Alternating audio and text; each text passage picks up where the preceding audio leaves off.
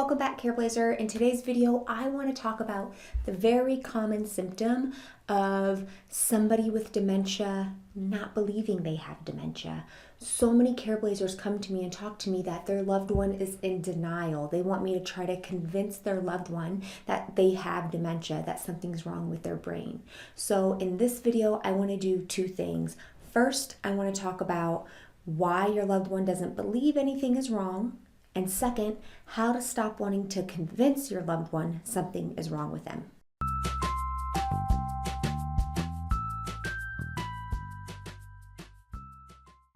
Now, before I get started, I just want to welcome any new members and, of course, all of you returning subscribers. My name is Dr. Natalie. I'm a board-certified geropsychologist, and this is the place where we talk about everything dementia. I post a new video here every Sunday. If you're not already subscribed, please hit that red subscribe button on your screen. It's completely free, and it helps other dementia caregivers out there find this channel. Okay, let's get started.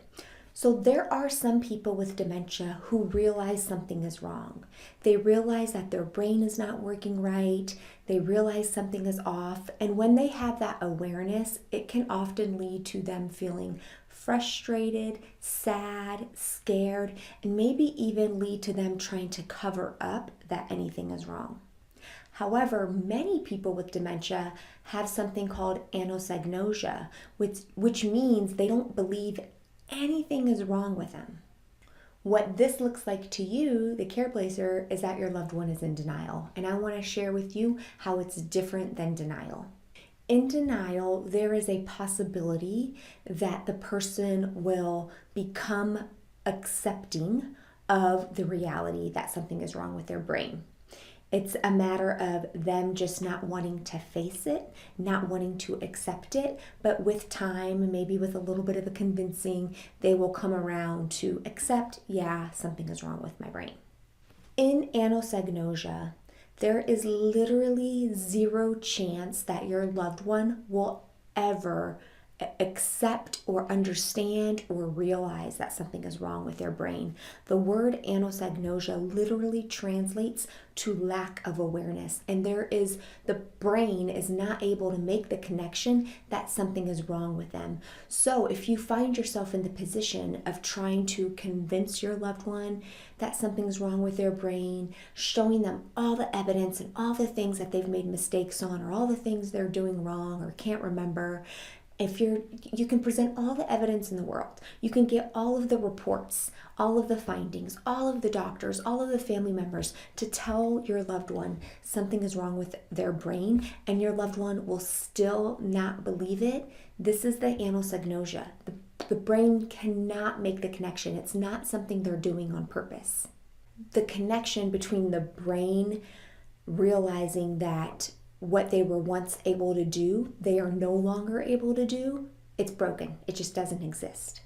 So let's talk about what you can do to try to get to the place where you stop wanting to try to convince your loved one something is wrong. So many Careblazers, when they tell me they want to convince their loved one something is wrong with their brain, or they ask me to tell their loved one something is wrong with their brain, they're doing so because they want their loved one to cooperate more. They want their loved one to stop resisting care. They want their loved one to be easier to care for. For example, you might want your loved one to stop asking you to come home, for them to come home, because they think that they can live alone and that they don't need any help. You might want your loved one to stop asking you, begging you, trying to convince you that they can still drive a car and nothing's wrong with them. They've been driving all their life. They're fine to drive. Give me the keys.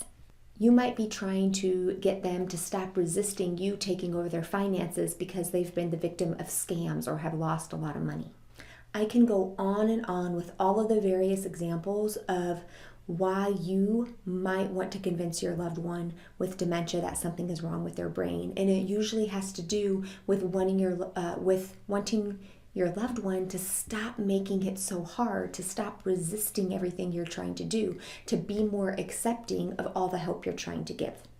The problem with this approach when you're working with somebody who has anosognosia, complete lack of awareness that anything is wrong with their brain, the more you try to convince them, the more evidence you show them, the more pushback and resistance you're going to get. So you're trying to show them everything that's wrong. You're trying to get them to understand what's wrong with their brain in hopes that they'll be more cooperative and accepting and less resisting. But the very act that you're doing is actually making them resist more. It's making it more difficult for you because their brain is never going to be able to see it the way that you and I can see it. You're doing something in an attempt to make them more cooperative, yet it's having the exact opposite effect.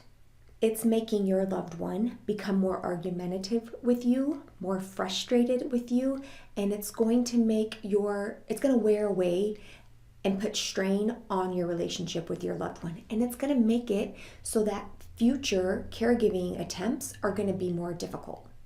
There are so many different times in dementia care where the very things that you do in an attempt to make things better, to get your loved one to go along with something, to get your loved one to accept something, actually has the opposite effect.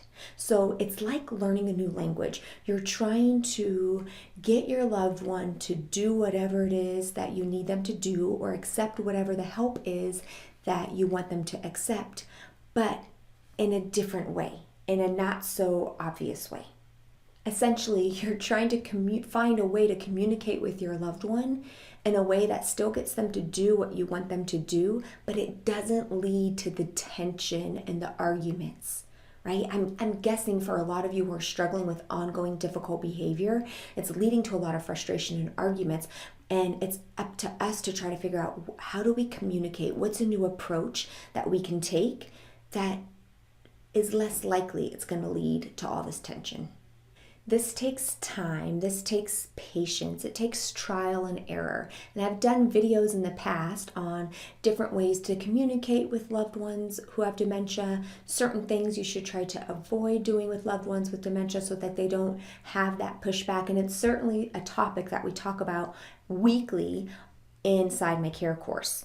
But for starters, what I really want this video to do for you is just to understand that if you're caring for somebody who's constantly telling you nothing is wrong with their brain and everything is fine, your attempts to convince them otherwise is making your situation much more difficult.